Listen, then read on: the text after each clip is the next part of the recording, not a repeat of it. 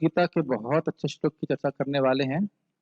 श्लोक तो सभी बहुत अच्छे हैं, लेकिन यहाँ भगवान के धाम का वर्णन है, तो उसकी चर्चा हम करेंगे। मेरे पीछे भक्त माइक पे बोलिए, हम तो कृष्ण को दे सकते हैं। किसी को फोन चाहिए तो, और फोन था। हम लोग आज भगवत गीता के 15वें अध्याय के 6ठे श्लोक को देख रहे हैं। मेरे पीछे बोलिए। न तद्भासयते सूर्यो तद्भास्यते सूर्यो न शशांको न पावकः न शशांको न पावकः यद्गत्वा न निवर्तन्ते यद्गत्वा न निवर्तन्ते तद्धाम परमं मम तद्धाम परमं मम न तद्भासयते सूर्यो तद्भास्यते सूर्यो न शशांको न पावकः शशांको न पावकः यद्गत्वा न निवर्तन्ते यद्गत्वा न निवर्तन्ते तद्धाम परमं मम तद्धाम परमं मम न तद्भासयते सूर्यो भास्यते सूर्यो न शशांको न पावकः न शशांको न पावकः यद्गत्वा न निवर्तन्ते यद्गत्वा न निवर्तन्ते तद्धाम परमं मम। तद्धाम परमं मम Please chant. न तद्भासते सूर्यो न तद्भासयते सूर्यो न शशांको न पावकः न शशांको न पावकः यद्गत्वा न निवर्तन्ते यद्गत्वा न निवर्तन्ते तद्धाम परमं मम तद्धाम परमं मम। तो देखिए, श्लोक का अर्थ बड़ा स्पष्ट है। पिछले श्लोक में बताया गया था निर्माण मोह जित संग दोषा अध्यात्म नित्य विनिवृत्त कामः धंधेर विमुक्ता सुख दुख संगैर गच्छन्त मूढ़ा पदमव्ययम तत्, कि जो लोग इन गुणों से युक्त हैं, जो 8 गुण हमने चर्चा किया था कल, वह व्यक्ति भगवान के धाम को जाता है, पदमव्ययम अव्यय पद को जाता है। तो अब इस श्लोक में भगवान कृष्ण, मान लो कोई प्रश्न करे कि ये भगवान का धाम कैसा है, तो उसका यह व्याख्या कर रहे हैं। क्या कह रहे हैं? न तद भासयते सूर्यो, वहां पे सूर्य से प्रकाश नहीं होता है। अब इसका मतलब क्या है? इसका मतलब यह है कि प्रकाश तो होता है लेकिन सूर्य से नहीं होता है। और आप यहां देख सकते हैं कि पूरा ब्रह्मांड जो है वह पूरी तरह से अंधकारमय है। अगर सूर्य ना हो तो एकदम पूरे अंधकार में पूरा ब्रह्मांड डूब जाएगा। बाय डिफॉल्ट, डिफॉल्ट को क्या कहेंगे, स्वभाव से ही ये जो ब्रह्मांड है ये अंधकारमय है कि नहीं? तो यहां बोल रहे हैं न तद भासयते सूर्यो, वहां पे सूर्य का प्रकाश नहीं है। इसका मतलब खुद का प्रकाश है, सूर्य के प्रकाश की आवश्यकता नहीं है।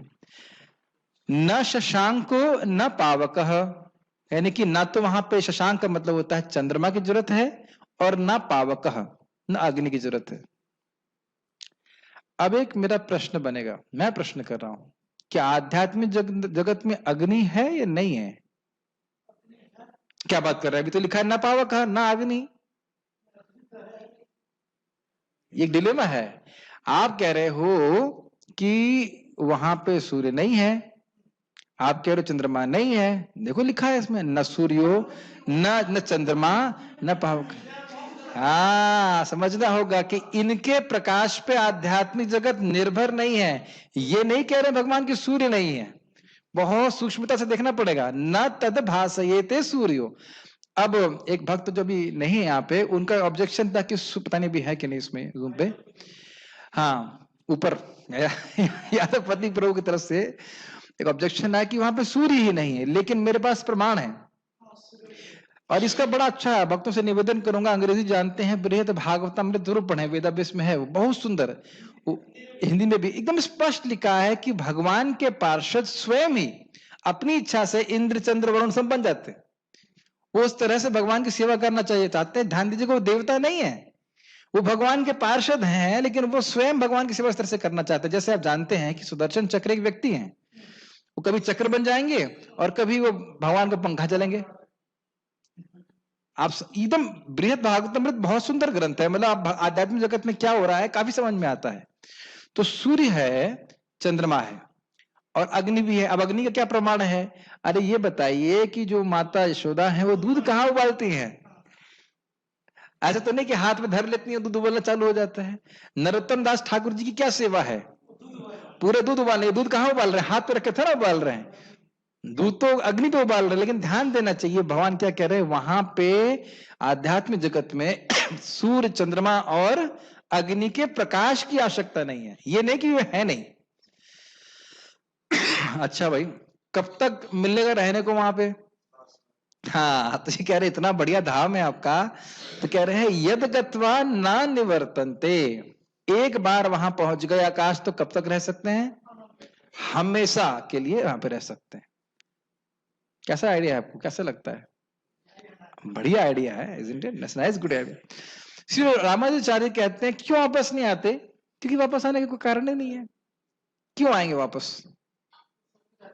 इतना सब कुछ अच्छा मिल रहा है, खाने पीने रहने सब कुछ मिल रहा है, दूध की कोई प्रॉब्लम नहीं। नहीं, केवल इन्हीं वस्तुओं की बात नहीं है, कृष्ण का सानिध्य प्राप्त हो रहा है। कृष्ण जो परम आकर्षक हैं, सारे अनंत माधुर्य के स्रोत हैं, आगार हैं, उनके संग रहने को मिल रहा है, तो वापस क्यों आएंगे हम? आएंगे सनु सिंह? नहीं आएंगे, कोई नहीं आएगा। लेकिन हाँ, एक हो सकता है कि आपको भगवान मिशन पे भेजे प्रचार करने के लिए, जैसे प्रभुपाद जी को भेजा, आचार्य गणों को भेजा, वह तो एक अलग बात है। लेकिन अपनी इच्छा से जगत को भोगने के लिए व्यक्ति कभी नहीं आएगा। सुना भी होगा आपने, दूध का जला छाछ भी फूंक फूंक के पीते है कि नहीं?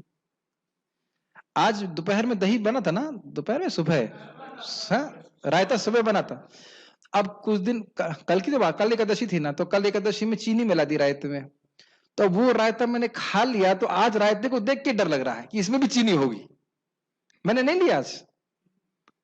केवल एक दिन की एक बुरी घटना से आप डर जाते हो, नहीं ये दोबारा हम यहाँ पे नहीं ऐसे कार्य करना है। तो आध्यात्मिक जगत जाकर के आप इस सड़े से भौतिक जगत में आने के लिए सोचेंगे कभी? असंभव है, इम्पॉसिबल है। तो इसलिए भगवान की बात जो है एकदम स्पष्ट है। भगवान बोल रहे हैं, क्या बोलना कह रहे हैं? यद गत्वा ना निवर्तन्ते। मैं इस पे क्यों फोकस कर रहा हूं? कभी कभी कुछ मूर्ख लोग इस प्रकार की बातें करते हैं, हम पहले गिर गए थे, हो सकता है वहां पहुंच के दोबारा गिर जाए। इस सब संबंध में एक शास्त्र प्रमाण है, भगवान की वाणी, अपौरुषेय वाणी, एकदम स्पष्ट बोलना है भगवान। यद गत्वा ना निवर्तन्ते, केस क्लोज्ड होता ना, कोर्ट में ढप्पा मारते, केस डिसमिस्ड। अब और कुछ सोचने की जरूरत नहीं कि आप वापस आएंगे, मैं इतनी मेहनत क्यों करूं, ये करूं, वो क्यों, ऐसा क्या करूं, इतनी तपस्या करके भगवान के धाम पहुंचा फिर गिर जाऊंगा। संभावना ही नहीं है, इम्पॉसिबल। क्यों? कृष्ण कह रहे। तो जितनी मेहनत करनी है वह केवल हमको अनर्थ निवृत्ति क्रॉस करने तक करनी है, उसके बाद तो भक्ति करना भी बड़ा आसान हो जाता है। निष्ठा, आसक्ति, रुचि जो भी है, इसको बंद कर सकते हो, जस्ट टू मच नॉइज इसमें। और चलो भाई, आपके धाम पहुंच गए, नीचे नहीं आएंगे, लेकिन ऐसा भी तो हो सकता हो कि उससे भी परे कुछ हो। तो भगवान क्या कह रहे हैं? तद धाम परमम मम, उसके परे कुछ भी नहीं है। ऐसा मत सोचिए कि कुछ लोग ऐसा नहीं सोचते हैं। एक भक्त थे, उनके घर में हम लोग गए थे, तो उनके भाई बोलते हैं हम भगवान मानते हैं कृष्ण को, कृष्ण को हम भी, हमारा भी सम्मान है, हम भी भगवान मानते हैं, लेकिन उससे भी परे कुछ है, उससे परे हमें को जाना है। तो मैंने कभी कहा, आपने सुन लिया कि भगवान कृष्ण से परे है? भगवान तो कह रहे मत्तः परतरम नान्यत्। तो ये सब जो है कोई शास्त्र का प्रमाण नहीं है। गुरुजी आ जाते हैं कहीं, गुरुजी कहीं इधर से घूम रहे थे, गुरुजी जो गुरु बन गए, और वो इस प्रकार की बातें बोलते हैं कि कृष्ण के परे भी कुछ है, कृष्ण के परे कुछ भी नहीं है। तो क्या चाचा आपने पॉइंट सीखे? एक कि सूर्य, चंद्रमा, अग्नि वहां पे है, लेकिन उसके प्रकाश की आवश्यकता नहीं है, वह स्वयं प्रकाशित धाम है। दूसरा, भगवान के धाम जाने के बाद हम वापस नहीं आते। और तीसरा कि उस धाम के परे और कोई धाम नहीं है। ठीक, ये 4 बातें सीखी। अच्छा, वहां पे केवल पढ़े लिखे लोग जाते हैं या कोई भी जाता है? कोई भी चला जाता है? ऐसे चला जाता है? नहीं, जो कोई भक्ति करता है, नाम जप करता है, वह चला जाता है। और आपको इसके लिए ब्रह्मा जी की परमायु तक रुकने की जरूरत नहीं है, एक ही जन्म में भक्ति करके जा सकते हैं। मैं भी थोड़ी देर पहले दोपहर में भक्तों को बता रहा था कि हम लोगों का एक बहुत बड़ा सोर्स भी है। सोर्स समझते? सोर्स नहीं, स्रोत नहीं, सोर्स मतलब कैसे बोलना है मैं शब्द यूज नहीं करना चाहता, हिंदी में से कहते हैं पौवा। नहीं, साधन की बात नहीं कर रहा हूं मैं। सोर्स, पौवा, कनेक्शन, जुगाड़। यस, जुगाड़ कौन है? ऐसी भक्ति वेदांत स्वामी श्रीला प्रभुपाद की जाए। उन्होंने बोल दिया है कि 16 माला जप करेगा जो व्यक्ति, 4 नियम का पालन करेगा, वह निश्चित रूप से भगवान के धाम चला जाएगा। अब आप कहो कि हमें कृष्ण प्रेम मिलेगा नहीं मिलेगा, क्या होगा, वो सब आप नहीं करिए, ये मत सोचिए।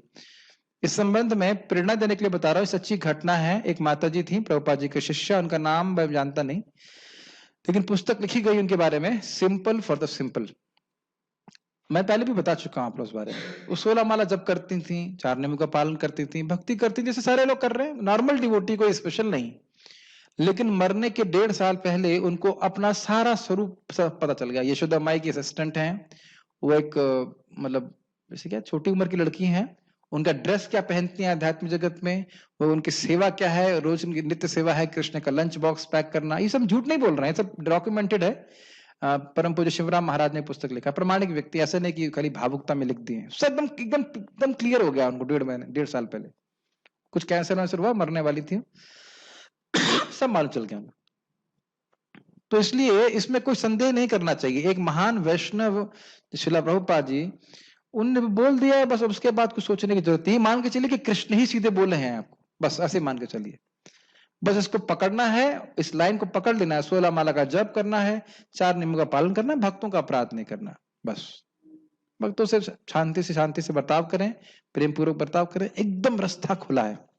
प्रभुपाद जी चैतन्यचरितामृत में बोलते हैं अपने तात्पर्य में, दीक्षा के बाद जो भक्त भक्ति कर रहा है उसका भगवान धाम का जाना रास्ता जो है एकदम खुला है, अगर वैष्णव का अपराध नहीं करे, एकदम से, ठीक है ना। उससे थोड़ा बचिए भगवान के, और बच सकते हैं, जगह ज्यादा नहीं बोले, फालतू नहीं बोले, झगड़ा नहीं करें, और फोकस रहे कि मुझे भक्ति करनी है, तो अपराधों से बहुत बच सकते हैं। भक्तों से लड़ने का कोई खास उपयोग नहीं होता है, कोई फायदा भी नहीं होता है।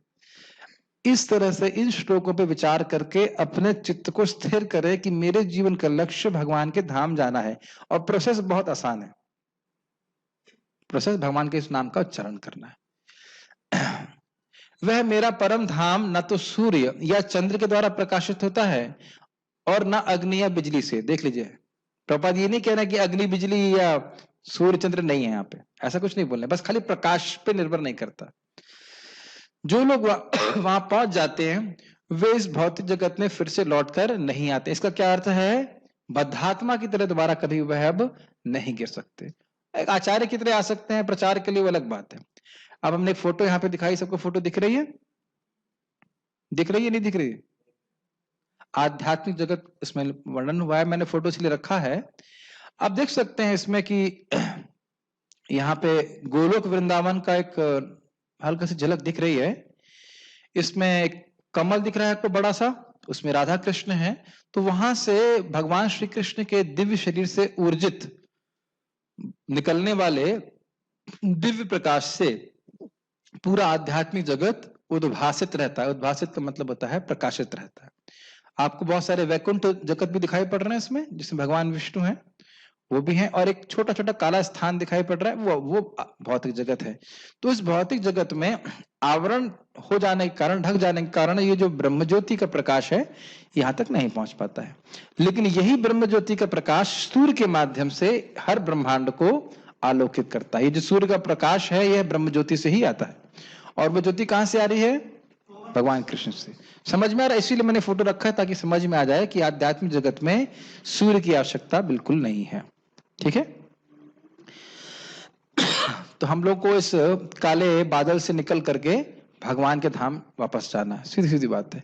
ये याद रखना चाहिए कि हमने इस्कॉन इसके लिए ज्वाइन किया है। बहुत सिंपल सी बात है, बट ये आप भूलना नहीं चाहिए इस बात को। किस लिए ज्वाइन किया है? ना जीबीसी बनने के लिए, ना एवीसी बनने के लिए, ना किसी भी तरह से। आपको लग रहा होगा बात, लेकिन कभी कभी बात भूल जाते हैं कि मैं यहाँ कुछ बनने के लिए नहीं आया हूं, मैं जगत से निकलने के लिए आया हुआ ISKCON. It's is very simple point. आप ऑलमोस्ट शायद मैं रोज ही रिपीट कर रहा हूं ये बात, लेकिन इट्स वेरी सिंपल पॉइंट। जो भगवान की कृपा से जो भी कुछ हमें सेवा मिल रही है वो मिले, हम करें, और स्पेशली साधन हरे कृष्ण मंत्र जप का बहुत अच्छे से जप करें जितना हमारे पास शक्ति है, और फिर देखिए भगवान अपनी तरफ से कितनी कृपा करते हैं। कृपा तो बहुत करने वाले। पढ़ते हैं आगे गीता भूषण टीका। जिस पद को ऐसे शरणागत भक्त पहुंचते हैं उसका वर्णन भगवान कर रहे हैं। जब बोल रहे हैं ऐसे शरणागत भक्त, इसका मतलब है कि जिसका वर्णन पिछले श्लोक में हुआ, निर्माण मोह जित संग दोष इत्यादि से। अब यहाँ पे टीका में बड़ा सुंदर अर्थ ले रहे हैं। ये पद को भगवान कृष्ण ही बता रहे हैं, क्योंकि धाम का एक अर्थ स्वरूप भी होता है। संस्कृत में एक ही शब्द के बहुत सारे अर्थ होते हैं, तो एक धाम का अर्थ हुआ भगवान का धाम, और एक धाम का अर्थ हुआ भगवान का स्वरूप, यानी भगवान के चरण कमल। समझ में आ रहा है नहीं आ रहा? तो यहां पे बोल रहे हैं कि उस पद का अर्थ है, उस धाम का अर्थ है स्वयं भगवान श्री कृष्ण। और इसमें भी कोई दिक्कत नहीं, भगवान श्री कृष्ण का धाम नाम रूप गुण लीला धाम ये सब भगवान है, इसमें कोई अंतर नहीं। तो ये दो अर्थ हम लोग, प्रभुपाद जी धाम का अर्थ भगवत धाम रखेंगे, और यहाँ पे धाम का अर्थ भगवान का स्वरूप रखा गया, तो उसमें कोई विरोधाभास नहीं, वो एक ही बात है। उस पद का वर्णन करने के द्वारा भगवान स्वयं को इंगित करते हैं। समझ में आ रहा है? वो धाम मतलब स्वयं भगवान कृष्ण। उस पद को अर्थात मुझको प्राप्त करके एक शरणागत भक्त कभी वापस नहीं आता है। अच्छा, ये भगवान को प्राप्त करने का मतलब क्या है? भगवान का प्रेम प्राप्त कर लेना, ये समझ लेना चाहिए। क्योंकि देखिए भगवान सब जगह हैं, लेकिन दिखते इसलिए नहीं है क्योंकि भगवान से प्रेम नहीं है। ये बात समझ में आ रही है? जैसे सूर्य हर जगह होता है, लेकिन जब हमारी आंखें होती हैं तो हम सूर्य को देख पाते हैं। आंख ही नहीं है या आंखों पे मोतिया बिंद है दोनों आंखों पे, तो लगता है कि सूर्य तो कहीं पे भी नहीं है। और मोतिया बिंद हट गया तो देखा, अरे सूर्य तो हर जगह है। Does it make sense? यही बात बोल रहे हैं। वह पद मेरा स्वरूप है और परम ऐश्वर्यों से युक्त है। यद्यपि सूर्य और प्रकाश हर वस्तु को प्रकाशित करते हैं, परंतु वो मेरे इस स्वरूप को प्रकाशित नहीं करते। भगवान का जो सच्चिदानंद स्वरूप है। श्रुति कहती है न तत्व सूर्यो, वहां सूर्य नहीं है। तो अब आप अभी कहेंगे अभी तो आप बोल रहे थे सूर्य है, तो आप उन दोनों का समन्वय करके चलिए। सूर्य नहीं है अर्थात सूर्य की पर निर्भरता नहीं है। जैसे सूर्य यहाँ पे पूरे ब्रह्मांड को नियमित कर रहा है नियामक के रूप में, ऐसे सूर्य चंद्रमा वहां पे नहीं है। नहीं तो रासलीला कैसे होती है वहां पे, फिर बताइए? आध्यात्मिक जगत में भी, गोलोक में भी तो रासलीला होती है कि नहीं होती? वहां भी टाइम होता है। जैसे गोपू कुमार पहुंचते हैं तो वहां पे कुछ समय के बाद माता लक्ष्मी भगवान विष्णु के संग अंदर चली जाती हैं। वैकुंठ की बात कर रहा हूं। जब वैकुंठ पहुंचते हैं तो टाइम है ना भगवान जी कुछ खाने का, कुछ खाएंगे या कुछ लक्ष्मी जी कुछ सेवा करेंगे, अंतरंग सेवा करेंगे, उसका भी टाइम है ना। लेकिन टाइम वहां पे नियामक की तरह नहीं है। जैसे यहाँ टाइम टू टाइम करना पड़ता है, ये टाइम हो गया सोने का, ये टाइम हो खाने का, ये टाइम ऐसा टाइम, तो यहाँ टाइम कंट्रोलर की तरह है, लेकिन वहां पे टाइम कंट्रोलर नहीं है, सेवक है। ये अंतर समझ रहे हैं? कभी मत बोलिएगा कि आध्यात्मिक जगत में टाइम नहीं है, but time is not a controller there. Time एक नियामक नहीं है। ठीक उसी प्रकार से अन्य बातें भी हैं। वह स्वरूप सूर्य के द्वारा प्रकाशित नहीं हो सकता है, अपितु वही स्वरूप सूर्य व अन्य प्रकाशवान वस्तुओं का प्रकाशक है। ये लाइन समझ में आ रही है? इस जगत में सूर्य के प्रकाश से प्रकाश होता है, लेकिन भगवान का जो सच्चिदानंद स्वरूप है वह सूर्य के द्वारा प्रकाशित नहीं होता है, अपितु जैसे मैंने आपको भी दिखाया था, भगवान के दिव्य वपु से निकलने वाला, दिव्य वपु का मतलब है कि दिव्य शरीर विग्रह, उनसे निकलने वाले तेज को ही ब्रह्म ज्योति कहते हैं, और वही ब्रह्म ज्योति इस यहाँ पे सूर्य को प्रकाश देने वाली होती है। समझ में आ रही बात? ये बात बोल रहा मैं ही, मतलब भगवान कृष्ण ही जो लक्ष्मीपति हूं, लक्ष्मीपति लक्ष्मी के स्वामी, स्वप्रकाशक चिद विग्रह हूं, वह पद हूं। स्वप्रकाशक मतलब होता है जैसे यहां पे सूर्य अपने स्वरूप को स्वयं ही प्रकट करता है, और कोई व्यक्ति क्या सूर्य के स्वरूप को प्रकट कर सकता है? आकाश नहीं कर सकता ना। और सूर्य स्वयं अपने स्वरूप को प्रकट करता है। ये बात समझ में आती है? उसी प्रकार से दुनिया की कोई शक्ति भगवान को प्रकट नहीं करती, भगवान अपने स्वरूप को स्वयं प्रकट करते हैं। ये समझ में आ रहा है? इसीलिए बोल रहे हैं स्व प्रकाशक। और चिद विग्रह का मतलब है आनंद विग्रह, ज्ञानमय स्वरूप भगवान का है। वह पद हूं मैं, उनके द्वारा प्राप्त हूं जो मेरे शरणागत होते हैं। जो भगवान की भक्ति करते हैं उनको भगवान प्राप्त हो जाते हैं। भगवान स्वयं अपनी प्राप्ति उस भक्त को कराते हैं। तो यहाँ पे धाम का यह पद का अर्थ क्या लिया गया है? भगवान कृष्ण का स्वरूप, दिव्य स्वरूप स्वयं, और वह भगवान के धाम से भिन्न है, इसलिए कोई विरोधाभास नहीं है। प्रभुपाद जी का तात्पर्य, यहां आध्यात्मिक जगत अर्थात भगवान कृष्ण के धाम का वर्णन हुआ है, जिसे कृष्ण लोक या गोलोक वृंदावन कहा जाता है। चिन्मय आकाश में न तो सूर्य प्रकाश की आवश्यकता है, न चंद्र प्रकाश अथवा अग्नि या बिजली की, क्योंकि सारे लोक स्वयं प्रकाशित हैं। इस ब्रह्मांड में केवल एक लोक सूर्य ऐसा है जो स्वयं प्रकाशित है, लेकिन आध्यात्मिक आकाश में सभी लोक स्वयं प्रकाशित हैं। उन समस्त लोकों के, जिन्हें वैकुंठ कहा जाता है, चमचमाते तेज से चमकीला आकाश बनता है, जिसे ब्रह्म ज्योति कहते हैं। वस्तुतः यह तेज कृष्ण लोक गोलोक वृंदावन से निकलता है। ये लाइनें समझ में आ गई? वैसे मैं समझता हूँ बहुत आसान है।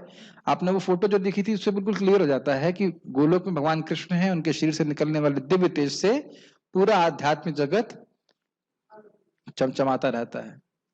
तो अब इन सब चीजों का फायदा क्या है प्रभुपाद उसे बताएंगे, लेकिन थोड़ा धारणा करना चाहिए कि भाई हम एक छोटे से स्थान में रह रहे हैं, एक भौतिक जगत है, भौतिक जगत में कितने ब्रह्मांड घूम रहे हैं, कैसे घूम रहे हैं, जैसे सागर में बुलबुले, कितने बुलबुले होते हैं विजय सागर में?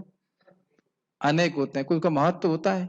एक बुलबुला फोड़ भी दिया जाए तो क्या फर्क पड़ रहा है? अपने आप ही फूट जाता है, लेकिन मैं बोल रहा हूं कि इस बुलबुले का क्या महत्व होता है। तो अब ये सब बातें हमें क्यों सुननी चाहिए? क्योंकि इस जगत में हम अपने भौतिक जीवन को बहुत महत्व दे रहे हैं, अपनी भौतिक उपलब्धियों को बहुत महत्व दे रहे हैं। आज ही भक्त को पूछा मैंने, दो भक्त सामने बैठे थे, एक कुक थे और एक नौकरी करते थे बेस के। तो मैंने कुक से पूछा, भाई तुम 3 बजे उठ सकते हो? तुम्हारी 5 बजे सेवा होती है, तुम्हें जब करने में दिक्कत होती नहीं। प्रभु जी कैसे उठूंगा 3 बजे? दूसरे व्यक्ति को पूछा, प्रभु जी आप जॉब कितने बजे से कितने बजे तक करते हैं? तो कहते हैं सुबह, रात में शाम को 7 बजे से लेकर के सुबह 5 बजे तक। हमने कहा ये, हमने कितने कागज के नोट मिलते हैं आपको? कहते 1 लाख। हमने कहा देखो ये व्यक्ति 1 लाख कागज के लिए, सॉरी कागज के नोट के लिए पूरी रात रोज सेवा कर रहा है, और तुम भगवत प्राप्ति करने के लिए सुबह नहीं उठ सकते, जबकि तुम्हारी सुबह सेवा है और पेस में कितने 5 से 7 लोगों के लिए खाना बनाना होता। तब ये देख रहे हैं कि वस्तुतः और मैंने पूछा तुमने कभी सुबह उठकर जब किया है? हाँ। अच्छा लगता है? हाँ। दोपहर में करते हो? कैसा लगता है? खराब लगता है? मैंने कहा तो अब देख रहे हैं कि हम अपने सोल्यूशन स्वयं जानते हैं कि भगवत धाम जाने का रास्ता एकदम क्लियर है कि सुबह उठ के अगर नाम जप करूंगा, लेकिन बहुत लोग नहीं कर रहे हैं इसको, और भौतिकता में इतना लाभ प्राप्त, कोट अनकोट लाभ प्राप्त करने के लिए इतनी मेहनत करने के लिए तैयार है, रोज पूरी रात जगने के लिए तैयार है। हम में से कितने लोग एकादशी में रात में जगते हैं? ये जगे है कभी? ये प्लानिंग है कभी? 1-2 बार, हाँ 1-2 बार जग बस, है ना? तो यही दिखाता है कि हम भगवान के धाम जाना नहीं चाहते, और कोई कारण नहीं है। तो खैर, तो विचार करना चाहिए। मैं खाली बात है इस पे विचार करना चाहिए, अरे इतना बड़ा आध्यात्मिक जगत है और वहां पे लैंड का कोई प्रॉब्लम भी नहीं है ना? जैसे यहाँ पे हो भाई कि भाई अब ये इतने लोग आ गए, अब हम चंद्रमा पे बनाएंगे बिल्डिंग, कोई प्रॉब्लम नहीं ना। कभी सोचा ऐसा स्थान जहां कहीं किसी चीज का कभी भी कोई भी अभाव नहीं है, कभी कोई झगड़ा नहीं है कि दूध कितना लेना है,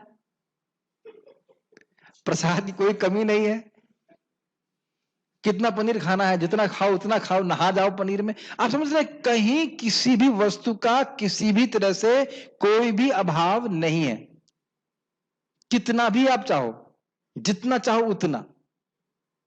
लेकिन हम उस स्थान पे जाना नहीं चाहते, और यहां पे यहां रहना चाहते जहां हर छोटी चीज के लिए हमें भीख मांगनी पड़ रही। तो ये विचारणी बात है। इसलिए ऐसा श्लोक बहुत सिंपल लगता है, लेकिन अपने जीवन में अप्लाई करेंगे तो it can be a game changing श्लोक, लाइफ चेंजिंग श्लोक। इस तेज का एक अंश महतत्व अर्थात भौतिक जगत से आच्छादित रहता है। इसका फोटो भी आपको हमने दिखाया था, उस फोटो में काला बादल से दिखाई पड़ रहा था ना, जिसमें भगवान महाविष्णु लेटे हुए थे।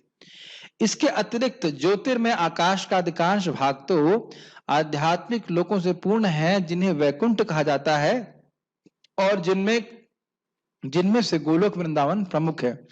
वैकुंठ को वैकुंठ क्यों कहते हैं भाई? जिसमें कोई कुंठा ना हो। प्रहलादानंद महाराज इसमें बड़ा अच्छा कटाक्ष करते हैं कि हम बद्ध जीव समस्याओं के इतने अभ्यस्त हो गए हैं कि अगर कोई समस्या नहीं हो तो भी एक समस्या हो जाती। आपने देखा है कि मान लो किसी दिन कोई प्रॉब्लम नहीं है तो आपको लगेगा, आप ऐसा नहीं बोलेंगे, आप बोलेंगे अरे आज कुछ करने के लिए नहीं है, बोरिंग लग रहा है, कुछ करने के लिए नहीं आज। आपने देखा है प्रसंग कभी? कुछ मान लो कुछ दिन खाली है, कुछ भी नहीं है, मतलब कोई प्रॉब्लम नहीं है सॉल्व करने के लिए, तो व्यक्ति को बड़ा अजीब सा लगता है। तो लेकिन ये ऐसा एक जगत है जहां पे ढूंढेंगे तो भी कोई प्रॉब्लम नहीं। अभी तो कृष्ण रोज क्या कर रहे हैं? बंसी बजा रहे हैं, जा रहे हैं गैया चरा रहे हैं, और गैया भी चराते नहीं है, गैया तो अपने आप चरती रहती है, खाली खेलेंगे कूदेंगे, फिर उसके बाद बंसी बजा के वापस आ जाएंगे। और ये कब से कर रहे हैं? अनादिकाल से, और कब तक करते रहेंगे, है ना? प्रभुपाद जी बहुत अच्छा बोल रहे हैं, क्योंकि कृष्ण काम नहीं करना चाहते हैं, इसलिए जीव भी काम नहीं करना चाहता है। ये अपने अंदर प्रवृत्ति देख रहे हैं आप में से कोई व्यक्ति काम नहीं करना चाहता है, केवल खेलना चाहता है, इंक्लूडिंग माई सेल्फ। ये अंदर, अच्छा ये ईमानदारी से बताओ, ये प्रवृत्ति देख रहे हो कि नहीं देख रहे हो आप? हम काम नहीं करना चाहते, हम खेलना चाहते हैं, मस्ती करना चाहते हैं, ये नेचुरल है। आप ये सत्य बोल रहा हूं, झूठ बोल रहा हूं, है कि नहीं? ये क्यों, ये प्रवृत्ति कृष्ण के से आ रही है। कृष्ण वांट टू, आध्यात्मिक जगत में कौन मेहनत कर रहा है? कोई मेहनत नहीं कर रहा है। गा रहे हैं, खा रहे हैं, और कीर्तन हो रहा है। कथा नाट्यम क्या है? कथा गानम नाट्यम गमनपि वंशी प्रिय सखी। कथा है कि कथा बोल रहे हैं तो गा ही रहे हैं, और चल रहे हैं तो नाच रहे हैं, तो कितने ब्लिस में है, कितने आनंद में, और हम यहाँ बोर हो रहे हैं बैठे बैठे बद्ध जीवन कर, क्या मिल रहा है हम लोगों को? तो इस पे विचार करना चाहिए। अभी तो मेरे गुरु महाराज, जो बैरक ओबामा नाम था उसका, जो हाँ अमेरिका के प्रेसिडेंट थे, उसको प्रचार कर रहे थे, तो कह रहा था मेरा बहुत सर दर्द कर रहा है, इतनी टेंशन है ये अमेरिका को चलाने में, बहुत टेंशन है। तो फिर महाराज ने बोला कि आप हरे कृष्ण मंत्र करें तो आपका मन शांत होगा। तो आपको ऐसा लग रहा है कि ये बड़ा व्यक्ति है, बहुत सुखी है, लेकिन कोई सुखी नहीं है। अमेरिका का प्रेसिडेंट इतना शक्तिशाली पोस्ट पे होते हुए भी उसका सर दर्द कर रहा है। तो ये सब बातें सोचना चाहिए, इस जगत में कहीं सुख नहीं है, ठीक है? और गोलोक वृंदावन प्रमुख है, मतलब ये सबसे हाईएस्ट। अपितु गोलोक वृंदावन के बारे में ऐसा कहा जाता है कि उसके कोने में सारे वैकुंठ हैं, उसके छोटे से कोने में सारे वैकुंठ हो जाते, इतना बड़ा है गोलोक वृंदावन।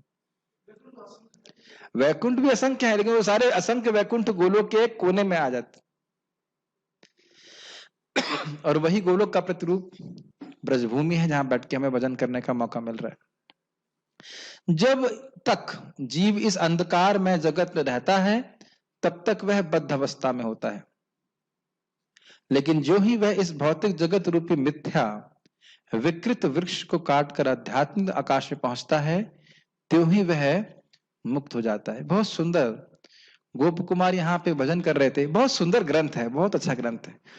और यह अवस्था उनको प्राप्त हो गई कि कभी उनको कृष्ण दिखने लगे, कभी कृष्ण ओझल हो जाते थे, तो कृष्ण दिखते थे तो नाचने लगते थे पागल की तरह, ओझल हो जाते तो रोने लगते थे, और ऐसे करते करते वो बेहोश हो गए। और उस बेहोशी की अवस्था में ही वैकुंठ से विमान आता है, उनको उनको पता भी चलता नहीं क्या हो रहा है, उनको विमान को उनको विमान पे वो बोर्ड करा देते हैं, वटेवर उठा करके, और उनको लेके जाते, और फिर उनको जब विमान ऊपर जा रहा होता तब होश आता। तो हम सभी लोग को ऐसी गति प्राप्त हो सकती है। अजामिल आप जानते हैं, अजामिल को लेने के लिए भगवान के दूत आते हैं, वो गंगा जी में प्रवेश करते हैं, उनका भौतिक शरीर छूट जाता है, आध्यात्मिक शरीर प्राप्त हो जाता है, आध्यात्मिक प्लेन में बैठते हैं, चले जाते हैं। जब अजामिल जा सकता है तो हम क्यों नहीं जा सकते? Make sense? और एक ही जन्म में जा सकता है, और एक जन्म भी आप नहीं कह सकते, क्योंकि 88 साल में हुआ था, 100 साल में चला गया था, 12 साल में वो भगवान के धाम चला गया। समझ रहे ना आप? नारद मुनि भी 4 महीने में भगवत प्राप्ति कर लिए थे। तो ये सब भी संभव है, भक्ति बहुत संभव, सब कुछ संभव कर सकती है और आध्यात्मिक जगत में हम पहुंच सकते हैं। तब वह यहां वापस नहीं आता। क्यों वापस नहीं आता है? क्योंकि आने का कोई कारण ही नहीं। क्यों आएगा भाई दुख भोगने के लिए? आप इस बद्ध जीवन में जीव अपने को भौतिक जगत का स्वामी मानता है, लेकिन अपनी मुक्त अवस्था में वह आध्यात्मिक राज्य में प्रवेश करता है और परमेश्वर का पार्षद बन जाता है। वहां पर वह सच्चिदानंदमय जीवन बिताता है। ये लाइन का व्याख्या हम लोग पहले कर चुके हैं निर्माण मोह की, इसमें पिछले वाले श्लोक में, कि किस प्रकार से हम केवल थोड़े समय के लिए हैं, कुछ क्षण मात्र के लिए हैं, और उसमें हम क्लेम करते रहते हैं कि ये वस्तु मेरी है, ये जगत मेरा है, और इस प्रकार से इस जगत पे हम प्रभुत्व जताना चाहते हैं। तो जो ये बात तो पिछले श्लोक में क्लियर हो गई कि जो व्यक्ति भगवान के धाम जाना चाहता है वह इस प्रकार के मोह से पूरी तरह से मुक्त रहता है। ठीक है, और भगवान के धाम जाकर के हमेशा हमेशा के लिए भगवान का पार्षद बन जाता है। इस सूचना से मनुष्य को मुग्ध हो जाना चाहिए। मुग्ध का क्या अर्थ होता है भाइयों? मुग्ध समझते हैं? मंत्र मुग्ध समझते हैं? नहीं, बंदी कैप्टिवेटेड इज अ डिफरेंट, मतलब बंदी नहीं कह सकते, मुग्ध समझते हैं इसको आप मंत्र मुग्ध करते। अरे अरे वाह, मोहित नहीं, मुग्ध का मतलब आप समझते हैं जैसे वाह, ऐसा इंग्लिश में बोलते हैं ना, वाह। सरप्राइज नहीं, मतलब उसी में खो जाना, बस अब दिन रात यही सोचना कि मैं कैसे भगवान के धाम पहुंचूंगा। हाँ, मग्न हो जाना, ऐसा कह सकते हैं। इतना बढ़िया स्थान है, इतना बढ़िया स्पॉट है, कोई आपको ही नहीं मानता है। यहाँ पे वैकुंठ में भी भक्त लोग अधिक और कम शक्ति का प्रदर्शन करते हैं, और ऐसा लगता है कि ये एक मक्खी है या एक चिड़िया है और वो देवता है, लेकिन उन्हें कोई ईर्ष्या नहीं होती है। कोई भक्त भगवान की पीठ चिड़िया के रूप में सेवा करना चाहता है तो चिड़िया के रूप में सेवा करता है। और वहां पे लिखा हुआ है कि चिड़िया गा रही हैं भगवान के बारे में, भागवत में वर्णन है। तो इतनी देर में भौरे गाना चालू करते हैं भगवान का गुणगान। तो जब भौरे गाना चालू करते हैं तो चिड़िया चुप हो जाती, सुन रही थी क्या गा रहे हैं। कोई ईर्ष्या नहीं है, कोई वहां पे मात्सरता नहीं है, एकदम बहुत अच्छा स्थान। और गोलोक तो बहुत ही सुंदर। Everybody is simply mad in love for Krishna.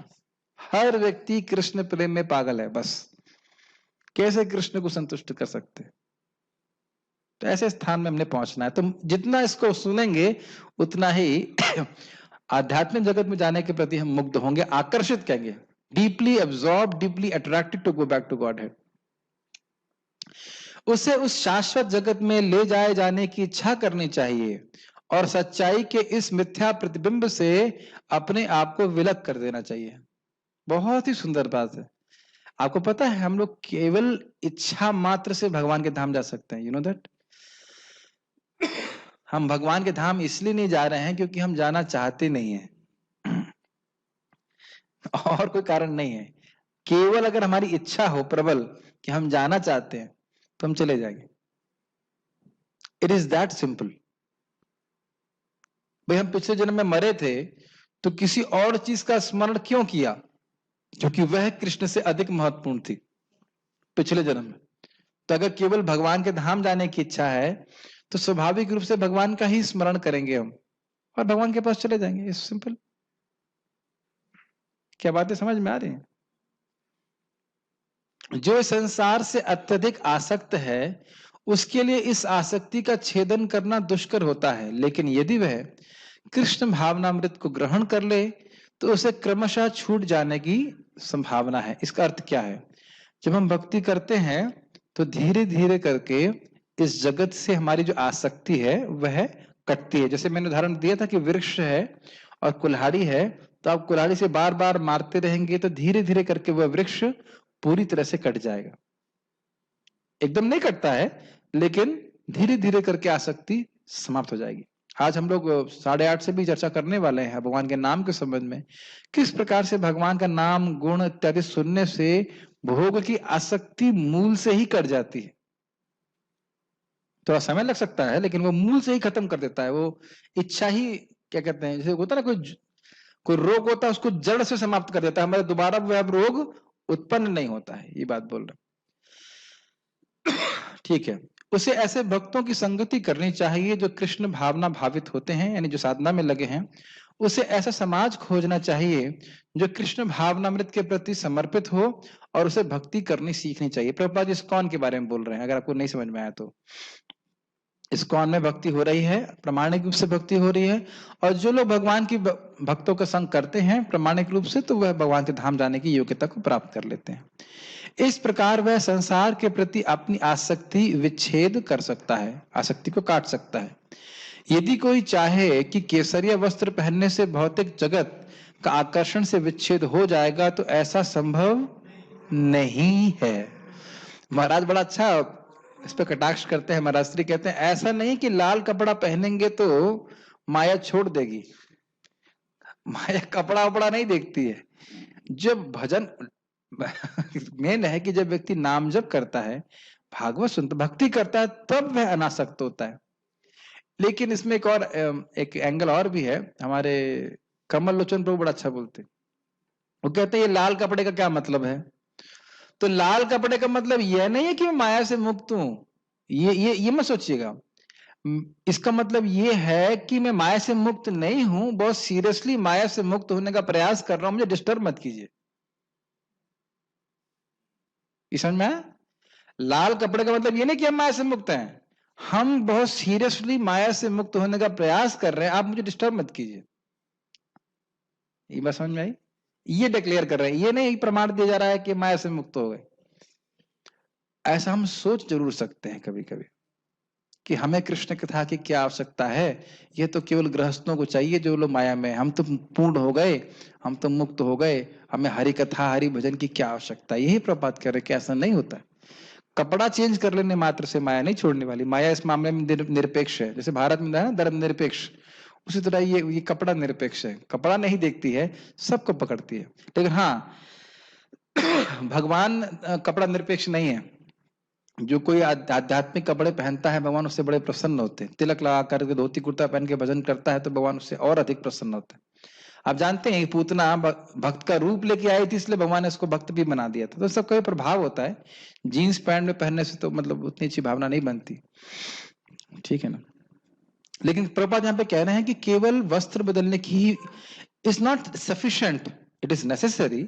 हम भक्त के कपड़े पहने, लेकिन हमको भक्ति भी करनी चाहिए, ये बात प्रभुपाद कह रहे हैं। ऐसे उसे भगवत भक्ति के प्रति आसक्त होना पड़ेगा। आसक्त का मतलब आप जानते ही हैं, बिकमिंग अटैच्ड।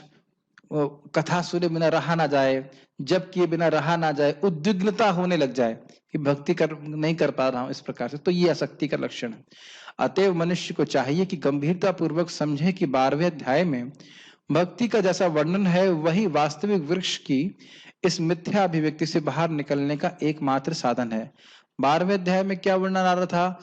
मय्येव मन आधस्व मयि बुद्धिम निवेशय निवेश्य मय्येव अथ ऊर्ध्वम न संशय। अगर तुम अपनी मन और बुद्धि को मुझ में लगाए रखोगे तो तुम निश्चित रूप से मेरे पास आओगे, ये बोले थे ना भगवान।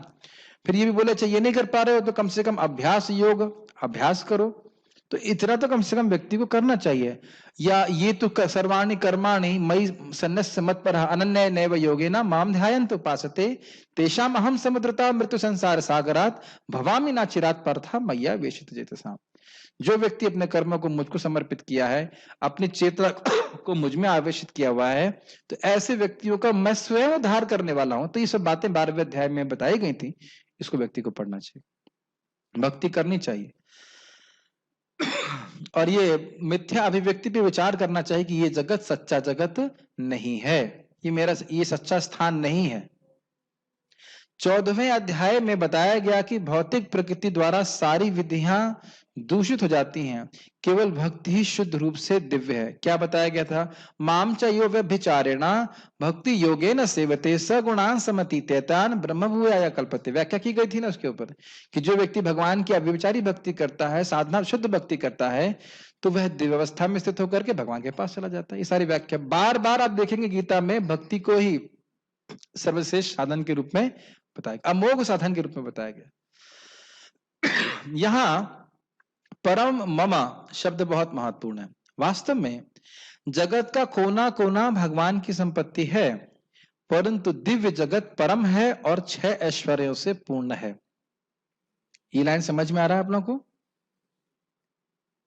भगवान का धाम ये भौतिक जगत भी है, लेकिन क्या ये परम है? ये बात प्रभुपाद यहाँ पे कह रहे हैं। हर चीज भगवान का धाम है। भगवान का धाम है मतलब भगवान की शक्ति है, लेकिन यहाँ पे प्रकट रूप में भगवान दिखते नहीं। एक बात अभी मैं फिर बृहद भागवतामृत में पढ़ रहा था, वहां पे डिस्कशन हो रहा था कि भाई भक्ति कर रहा है तो भगवान का स्मरण तो यहीं पे हो रहा है, हृदय में तो भगवान दिख रहे हैं, तो भगवान के धाम जाने की क्या जरूरत है? समझ रहे ना प्रश्न? कभी कभी लोग कहेंगे हम यही सेवा कर रहे हैं, भगवान के धाम जाने की क्या जरूरत है?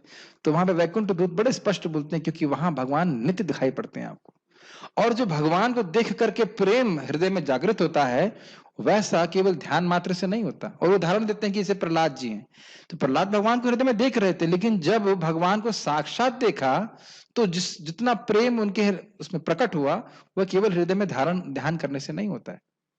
तो इसलिए ये जीवन का परम पुरुषार्थ है कि भक्त को भगवान साक्षात दिखने लग जाए, जैसे मैं और आप एक दूसरे को देख पा रहे हैं, एटलीस्ट शरीरों को। ठीक है, तो इसलिए भगवान के धाम जाना हमारा परम लक्ष्य है। कठोपनिषद में भी और एक और बात है कि वहां बुखार नहीं होता, खांसी नहीं होती, कोई बाधा नहीं आती है भक्ति करने में। महाराज जी से एक प्रवचन सुन रहा था, कोई लोग कहते हैं अरे भगवान के धाम नहीं जाएंगे, हम यहीं रहेंगे। वास्तविक रूप से वह अपनी भौतिक आसक्ति को ढकना चाहते हैं। कहते हैं क्या भजन करोगे तुम यहाँ पे? एकदम स्पष्ट मुझे महाराज की बात है, क्या भजन करेंगे? कितना 8-9 घंटा तो शरीर चराने के, शरीर का पालन करने में निकल जाता, खिलाओ पिलाओ नहलाओ धलाओ, पता नहीं क्या क्या है ना, क्या भजन कर पाएंगे? तो वहां 24 घंटे नॉन स्टॉप आप भक्ति कर सकते। ठीक है, कठोपनिषद में भी इसकी पुष्टि की गई है कि दिव्य जगत में सूर्य प्रकाश, चंद्र प्रकाश या तारागण की कोई आवश्यकता नहीं है। न तत्र सूर्य भाति न चंद्र तारकम, क्योंकि समस्त आध्यात्मिक आकाश भगवान की आंतरिक शक्ति से प्रकाशमान है। उस परम धाम तक केवल शरणागति से ही पहुंचा जा सकता है, अन्य किसी साधन से नहीं। शरणागति का मतलब है भगवान श्री कृष्ण की शुद्ध भक्ति। कोई प्रश्न अगर किसी भक्त का तो है? 1 मिनट, अब हम जरा प्रश्न देख लेते हैं। अच्छा,